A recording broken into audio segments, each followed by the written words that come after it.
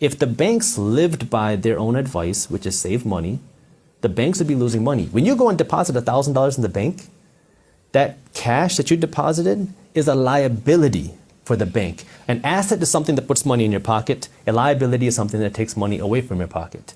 So when the bank has your cash, it's a liability for them. They want to get rid of it as fast as possible. And the way they do that is by lending it out because it's an investment for the bank. They don't want to hold on to cash, but they want you to save your money. You want you to give them cash. Right. And just leave it there. Leave it there. And what's happening to your cash while it's there? It's losing value to inflation each and every day. Every day that you keep your cash in the bank, you're becoming poorer each and every day. Now, it's funny. I made a video on this in 2016. It was my first video to go viral. It was called, "You're guaranteed to go broke if you do this." And I was talking about inflation at 2 to 3%. If you keep your cash in the bank, you're going broke every single day. Now, here we are. 8.5%. 8.5%. Yeah. And now people are starting to realize, wow, this inflation is a real problem. And so now when you keep your cash in the bank is paying you 0.01%, maybe 0.5% if you're lucky, and they're turning around lending it for 5%, 6%. And so the bank does not want to keep that cash in savings because it's a liability for them. They want to keep you spending money on their credit card because now they'll get to earn 18 to 25% in interest every time you spend $1. Wow. Governments want you to be financially uneducated because when you're financially uneducated, guess what? You are an employee and you're a consumer.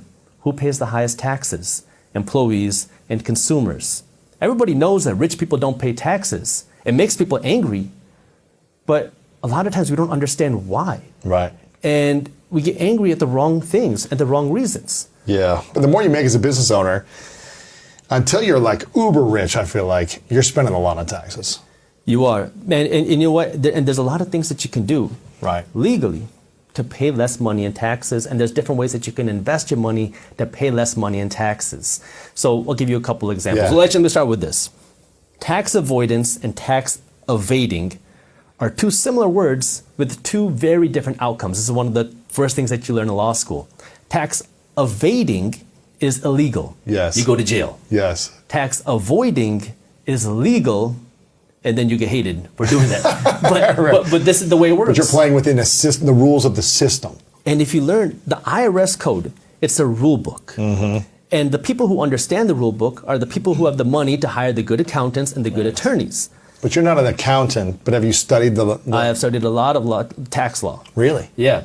And so what happens is wealthy people will understand how this works, play within that system, and pay little to no money in taxes. What are 3 things that people who are making $500,000 and above should be doing to avoid taxes better? So let's start with, I'm going to assume that you have either some sort of your own income, you're a side hustler, or you are a business owner. Yes. So if you make $500,000, let's assume that's profit. You are taxed on income. So if you take out a salary, that's going to be taxed. Now the question is, what is a tax deduction? Or the better question is, how can you make something a tax deduction? Because anything can be a tax deduction if you know how to make it a deduction. Mm-hmm. So that's the question that you have to ask yourself, because if you don't have an income, you don't have any tax. Right. So this is what wealthy people